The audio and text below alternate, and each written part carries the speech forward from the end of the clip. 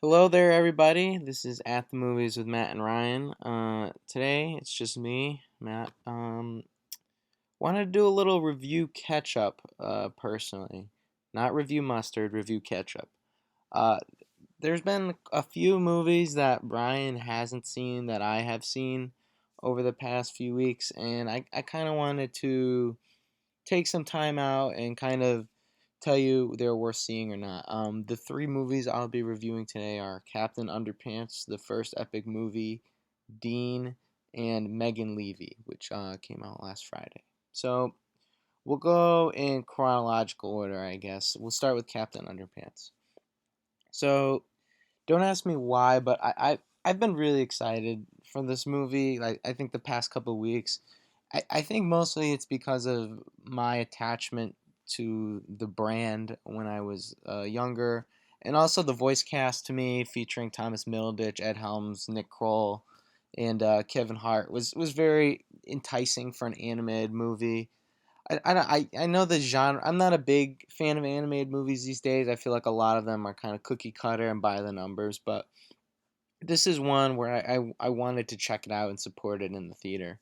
I, thankfully, I wasn't disappointed. It's definitely nothing special, but it's among one of the more entertaining films this summer, in my opinion. I think because it throws so much visually at the screen. I believe it's from the writer of Neighbors and other like R-rated comedies, which is fairly interesting. But I think what makes it work is director David Storen, his understanding of the novels he's adapting. Like he utilizes all of the versatile mediums the novels use, such as like the fliporama and sock puppets. There's a lot of just nice little stylistic touches that make this a unique experience compared to other animated films. And I think this film, I mean, it's about 85 minutes long, something of like that. It moves fast and furious throughout its running time. It never takes a break. It's always throwing jokes at the screen, constantly trying to get its audience to laugh. And I think another thing I appreciate about the movie is the humor is the kind of jokes that I think kids and adults both can laugh at the same time. Like a lot of animated films, they tailor make jokes for the kids and then they tailor make some jokes for the adults. But here, I think the audience can enjoy the gags together, and I think that's a rare treat. I think with a lot of animated movies, and I credit Nicholas Stoller for really just embracing the silliness of the source material and getting a lot of fun gags out of this. And I also appreciate the voice cast a lot. Not only are they a talented group, but I think in a lot of animated movies, the voice cast, they're just there for the marketing, they're there for the big names. But I think all four of the core voice actors, along with Jordan Peele, they really dedicate themselves to their roles and they really give an earnest effort. And that shows. I especially liked Thomas Middleditch and Kevin Hart as Harold and George, the two kids who are constantly pulling pranks and trying to, get in their principal's bad favor, I guess. But I mean, there are some issues with the movie. I think it's definitely a slight movie. It doesn't have the impact, and I think part of it is because it doesn't try. Like a lot of animated movies will try to have some substance with either subtext or just its characters, but it kind of doesn't make an attempt. But and I kind of like that. I feel bad saying that's a negative quality, but at the same time, I think it's part of what makes this movie somewhat forgettable and slight in some ways. And I also think while the movie has a great comedic energy, at points it definitely is like a wave. It definitely dips and rises at certain points. There's peaks and valleys of comedic strength. I mean, like I'd say the first half hour is very funny, and then it takes a good 20-minute kind of dive where it the comedy just isn't working as well. So in a movie that's that short and so reliant on the energy, it definitely has an effect. But as a whole, I thought this film was very enjoyable, very entertaining from start to finish. I really liked it, and I'd like to see more from the Captain Underpants brand. So I'll give the film a 7 out of 10. I was a fan. Okay, moving on to Dean, which is an indie film from writer director and star Dimitri Martin, who is a comic for those who are unaware. But it's expanding into theaters the coming weeks. I believe it goes nationwide by the end of the month. First off, I'd like to thank CBS Films for giving me a screener for the film. I always appreciate when that happens. And it was a film I was very excited to see from the trailers. It definitely had the markings of the kind of coming of age indie that I always like to see. So I thank them for that. And personally, I like the film. I definitely don't think it definitely doesn't reinvent the coming of age wheel, but I think it's a fresh enough perspective that helps it really shine. Uh, I really credit Martin as a director. I think he shows a lot of poise and style that you really don't see in a lot of first time directors. I like his quirky sensibilities, the way he uses the character Dean's amateur drawings to kind of relay feelings and also add some humor. And I also like the music choice. It's a lot of times in a movie, music choice is kind of just it's a great playlist, but here it kind of enhances the themes and the mood the film is going for. As an actor, Dimitri Martin isn't. He's definitely a little distant at times, but I think that works for the character on screen. I also understand why some people have been critical of Martin's performance, but for me it worked. I also like Martin's unorthodox approach to the subject matter. A lot of movies about grief. It's about tackling grief head on, but this movie is most of the movie is the character avoiding his problems, and it's set in this period of post grief, which is it's been a year since Dean's mother's death. Saying that 5 times fast.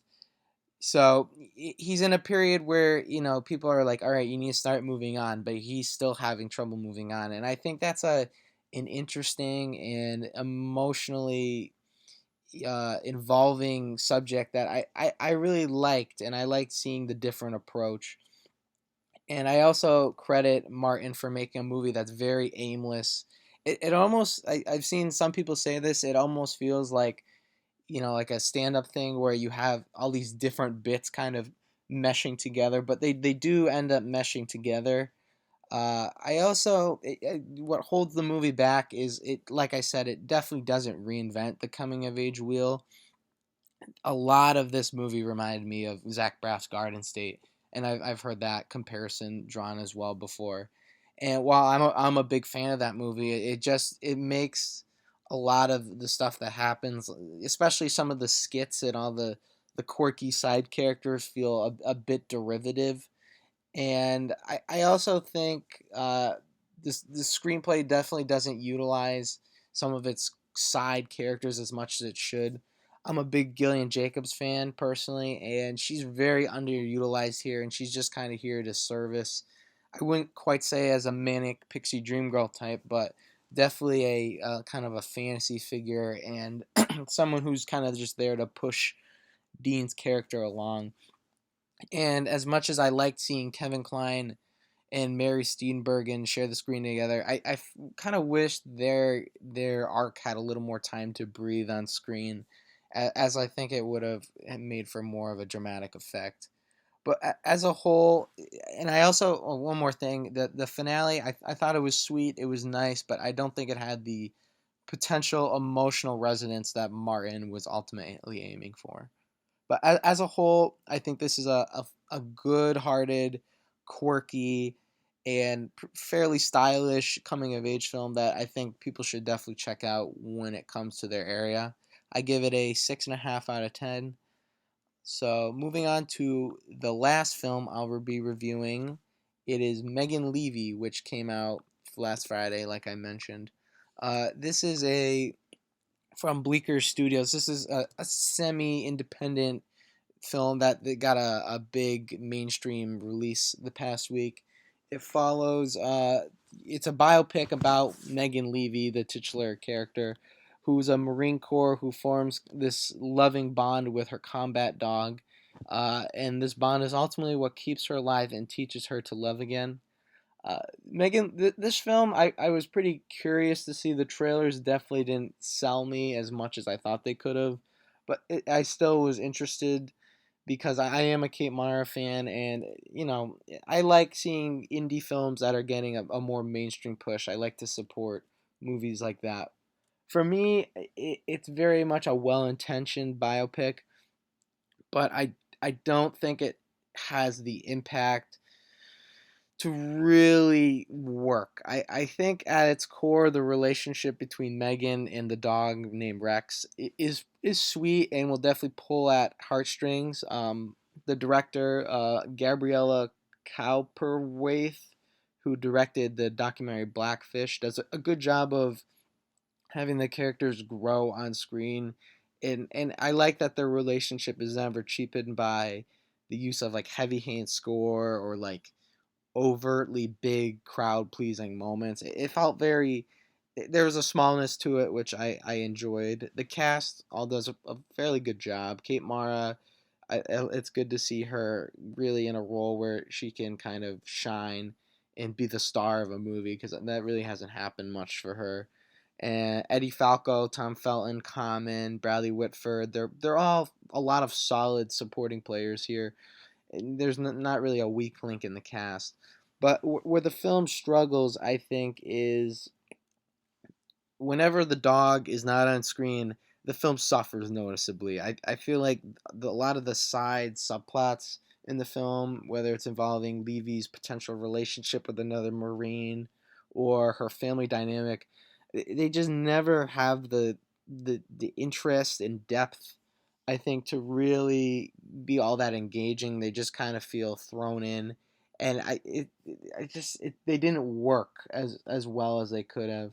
I also think while Copperwaith does a good job with establishing the relationship, this movie felt very much like a made for TV movie stylistically. There's no like flash to there's just nothing about it felt it felt cinematic, which is definitely disappointing, especially when you're seeing a movie on the big screen. And I also think the film fails to have the insight that it really could have had. I know Levy is still alive, and I think she was a producer on the movie, which always is a little bit of a risk because you never know how how honest really the movie is. I'm not saying it's a dishonest movie, but just like it doesn't go to places where if the subject is no longer with us because there's a slight fear, I guess you could say. But because of that, I feel like the character of Megan Leavey felt somewhat elusive to me. I didn't really always understand her purpose and what drives her and why she's in the place that she's in the beginning of the movie. I just wish there was a little more insight, and I think that would have really made it a more potent effect. Like I said, this is definitely a well intentioned movie. I just think the execution as a whole is mediocre, and it lacks, like I said, the true insight for this to really flourish dramatically. But I definitely, I was semi engaged. I'm not gonna, lie. It's probably like a 5 out of 10 for me. That's an accurate rating. So those were my reviews for Captain Underpants, Dean, and Megan Leavey. I might be doing these throughout the summer because I definitely check out a lot of like smaller independent movies. I'm very excited to see Band Aid, which is currently on VOD. So look for these to come out throughout the summer. Thank you for your time and please like, comment, subscribe, all that fun stuff, and have a good day.